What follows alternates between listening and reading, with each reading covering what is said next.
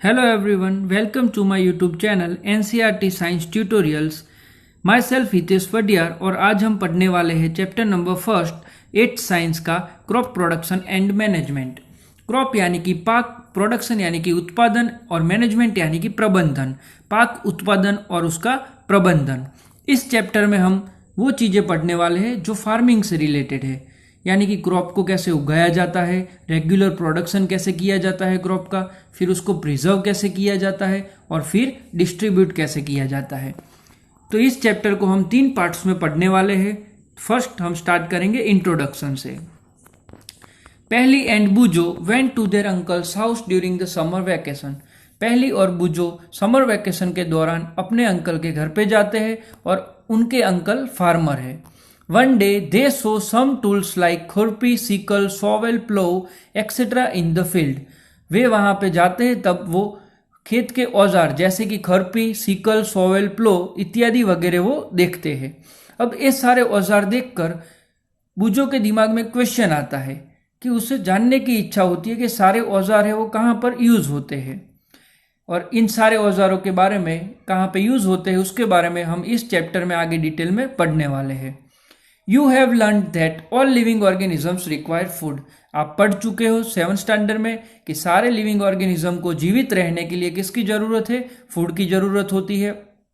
Plants can make their food themselves. जो पौधे हैं, प्लांट्स है, वो अपना खाना खुद बनाते हैं। Can you recall how green plants synthesize their own food?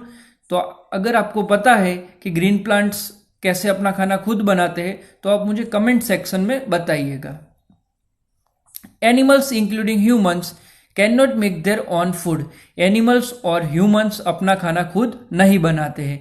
तो इस पैराग्राफ से हमें क्या सीखने को मिला है कि प्लांट है वो अपना खाना खुद बनाते हैं, एनिमल्स और ह्यूमंस है वो अपना खाना खुद नहीं बनाते हैं। तो फिर अगर एनिमल्स और ह्यूमंस अपना खाना खुद नहीं बनाते हैं तो उन्हें फूड कहाँ से मिलता होगा? पर ये सारी चीजें जानने से पहले ये जानना जरूरी है कि हमें फूड हम खाते क्यों है। You already know that energy from the food is utilized by organisms for carrying out their various body functions such as digestion, respiration and excretion, animals or both। जैसे आप सब जानते हो कि फूड से हमें क्या मिलता है? फूड से हमें एनर्जी मिलती है और वो एनर्जी ऑर्गेनिजम्स अपने बॉडी के डिफरेंट पाचन तंत्र, रेस्पिरेशन, श्वसन तंत्र एंड एक्सक्रीशन, तो ये सारी चीजें हमारे बॉडी के अंदर सारी प्रोसेसेस होती है और इन प्रोसेसेस को करने के लिए किसी भी लिविंग ऑर्गेनिज्म को किसकी जरूरत पड़ती है? फूड की जरूरत पड़ती है। और वो फूड हमें क्या प्रोवाइड करता है? एनर्जी प्रोवाइड करता है। ठीक है। Since we all need food, how can we provide food to a large number of people in our country? अब एक और क्वेश्चन आता है दिमाग में कि हम सबको क्या चाहिए? फूड चाहिए सारे लिविंग ऑर्गेनिज्म को, पर हमारी कंट्री में इतनी पॉपुलेशन है, पूरे वर्ल्ड में बहुत ज्यादा पॉपुलेशन है, तो इतना सारा फूड हम कैसे प्रोवाइड करें सबको? Food has to be produced on a large scale. तो इसका आंसर क्या आएगा कि फूड को हमें लार्ज स्केल यानी कि बहुत ही बड़ी मात्रा में प्रोड्यूस करना होगा। In order to provide food for a large population, तो हमें इतनी लार्ज पॉपुलेशन जो जनसंख्या है उन तक फूड पहुंचाना है तो हमें प्रॉपर प्लानिंग चाहिए। और प्रॉपर प्लानिंग के लिए क्या क्या? तो 3 स्टेप से regular production, proper management and distribution is necessary. उसका रेगुलर उत्पादन होना चाहिए, उसका प्रॉपर मैनेजमेंट होना चाहिए और बाद में मैनेजमेंट के बाद हर एक इंसान तक, हर एक लिविंग ऑर्गेनिज्म को वो फूड पहुंचे, इसलिए हमें डिस्ट्रीब्यूशन भी अच्छी तरह करना होगा। एग्रीकल्चरल प्रैक्टिसेस, अब जो फार्मिंग के रिलेटेड डिफरेंट एग्रीकल्चरल जो खेतीबाड़ी की गतिविधियां है वो हम पढ़ने वाले हैं। पर इसके पहले हम थोड़ा इंट्रोडक्शन पढ़ेंगे कि एग्रीकल्चर जो वर्ड है वो कैसे आया। तो थोड़ा हम डिस्कवरी की तरफ जाते हैं। Till 10,000 BCE people were nomadic. 10,000 BCE में लोग कैसे थे? Nomadic.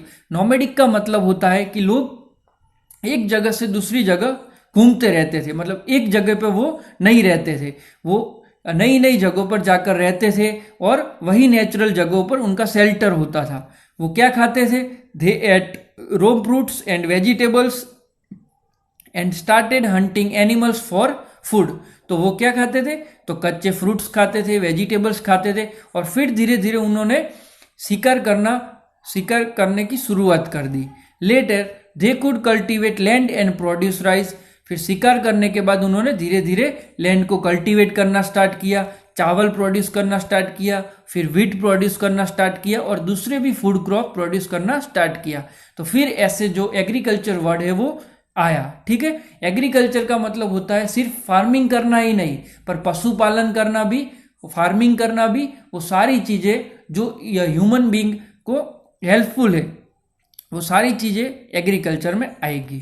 When plants of the same kind are cultivated at one place on a large scale, it is called a crop. अब यहाँ पे आपको क्रॉप की डेफिनेशन दी हुई है कि when plants, जब भी प्लांट्स एक ही तरह के प्लांट्स एक ही जगह पर बड़ी मात्रा में उगाए जाए तो उसे हम क्या बोलेंगे, क्रॉप बोलेंगे। ये क्रॉप की डेफिनेशन है जो आपको अपनी नोटबुक में लिखनी है और लर्न भी करनी है। For example, crops of wheat means that all the plants grown in a field are that of wheat। अगर आपको कोई ऐसे कहता है crop of wheat, इसका मतलब क्या है कि एक खेत में वो सारे जो प्लांट्स उगाए हुए हैं वो किसके हैं, वो wheat के हैं। You already know that crops are of different types like cereals, vegetables and fruits। आप सब जानते हो क्रॉप्स अलग अलग तरह के हैं, सीरियल्स है, पल्सिस भी है, वेजिटेबल्स भी है और फ्रूट्स भी है। This can be classified on the basis of the season in which they grow up.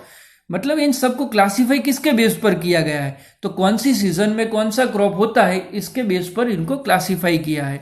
कोई क्रॉप है वो विंटर में ग्रो करेगा, कोई क्रॉप है वो समर में ग्रो करेगा, कोई क्रॉप है वो मानसून में ग्रो करेगा। India is a vast country, India एक बहुत ही बड़ी कंट्री है। The climatic conditions like temperature, humidity region to another. आप सबको पता है जैसे जो क्लाइमेटिक कंडीशन है हमारा, जो एटमोस्फियर है, तो पर अलग अलग एटमोस्फियर आपको देखने को मिलेगा। जैसे कि तापमान अलग होगा, ह्यूमिडिटी यानी कि नमी अलग होगी, किसी जगह पर बहुत ही ज्यादा बारिश हो रही है, किसी जगह पर बहुत ही कम बारिश हो रही है।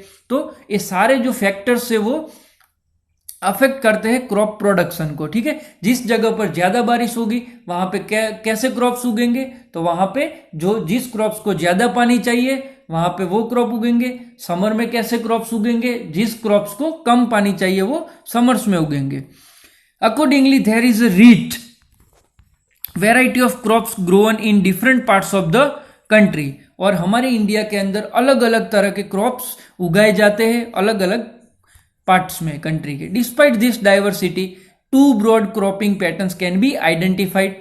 डाइवर्सिटी के साथ साथ दो क्रॉपिंग पैटर्न्स हमने आइडेंटिफाई की हुई है। उसमें फर्स्ट है वो खरीफ क्रॉप से, सेकंड है वो रबी क्रॉप से। खरीफ क्रॉप से यानी क्या, मतलब जिस क्रॉप को हम रेनी सीजन में उगाए उसे हम खरीफ क्रॉप बोलेंगे। अब रेनी सीजन यानी कब से स्टार्ट होती है, जून से स्टार्ट होती है और सितंबर में खत्म होती है। कौन से जो क्रॉप्स है वो खरीफ क्रॉप से यानी कि रेनी सीजन में ग्रो होते हैं। पेडी, मेज, सोयाबीन, ग्राउंडनट एंड कॉटन, ये सारे हैं वो खरीफ क्रॉप्स के एग्जाम्पल्स है। डिफरेंट है जो क्रॉप्स है वो खरीफ क्रॉप्स के एग्जाम्पल्स है। इन सबको चाहिए ज्यादा पानी। Rabi crops, the crops grown in the winter seasons October to March are called rabi crops. Rabi crops यानी कि जो भी क्रॉप्स है जो विंटर सीजन में ग्रो होते हैं। विंटर सीजन यानी कब से स्टार्ट होती है, अक्टूबर से स्टार्ट होती है, मार्च पे खत्म होती है। तो एग्जाम्पल कौन से है इसके, wheat, gram, P, mustard and linseed. ये सारे जो क्रॉप है वो रबी क्रॉप है जो विंटर सीजन में ग्रो करते हैं। मतलब इन सारे क्रॉप को ठंडी ज्यादा चाहिए। Besides this pulses and vegetables are grown during summer at many places. इसके साथ साथ खरीफ और रबी क्रॉप्स के साथ साथ पल्सिस भी ग्रो होते हैं, वेजिटेबल्स भी ग्रो होते हैं समर के अंदर अलग अलग जगहों पर। ठीक है, तो यहां तक आज हम पढ़ेंगे पार्ट 1 के अंदर। और आपको खरीफ क्रॉप्स और रबी क्रॉप्स का डिफरेंस भी लिखना है। आपको जो मैंने आगे क्वेश्चन बताया था कि ग्रीन प्लांट्स अपना खाना कैसे बनाते हैं, तो ग्रीन प्लांट्स अपना खाना बनाते हैं फोटोसिंथेसिस प्रोसेस के थ्रू। फोटोसिंथेसिस यानी क्या, फोटो यानी लाइट, सिंथेसिस यानी ग्रो करना। मतलब सनलाइट का यूज करके प्लांट अपना खाना बनाते हैं और इस प्रोसेस को हम बोलते हैं फोटोसिंथेसिस। अगर आपको ये लेक्चर पसंद आया हो तो लाइक कीजिए, सब्सक्राइब कीजिए और शेयर कीजिए। अपने फ्रेंड्स के साथ इस लेक्चर को शेयर कीजिए। और अगर आपको कोई भी इस पोर्शन में डाउट है तो आप कमेंट सेक्शन में बताइए, मैं आपके जो भी डाउट्स है उनके आंसर दूंगा। Thank you very much.